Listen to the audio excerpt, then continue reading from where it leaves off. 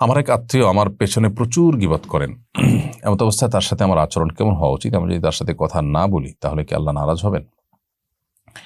আপনার যে আত্মীয় আপনার পেছনে সমালোচনা করেন, গীবত করেন, আপনি তার সাথে যে আচরণ করবেন, সে আচরণটা হবে আপনার জায়গা থেকে মার্জিত আচরণ।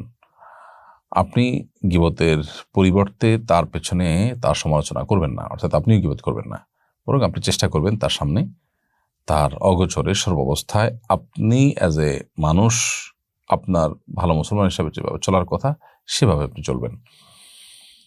আর যদি গীবতের কারণে আপনি মনক্ষুণ্ণ হন, কষ্ট পান, সম্ভব হলে কাউকে দিয়ে তাকে সংশোধন করালেন, নিজে তাকে বললেন, সেটি ভালো।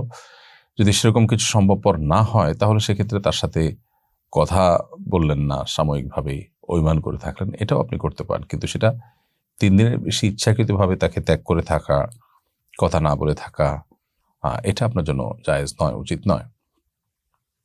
3 দিন পর্যন্ত আপনি রাগ করে কথাবার্তা না বলে থাকতে পারেন, বড়জোর, বাস এর মধ্যে সীমাবদ্ধ থাকতে হবে। আর যদি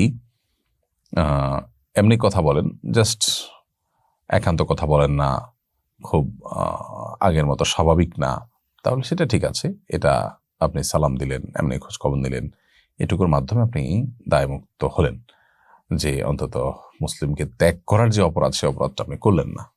তাহলে ঠিক আছে, এইভাবে আপনি অভিমান করার অধিকার অবশ্যই রাখেন।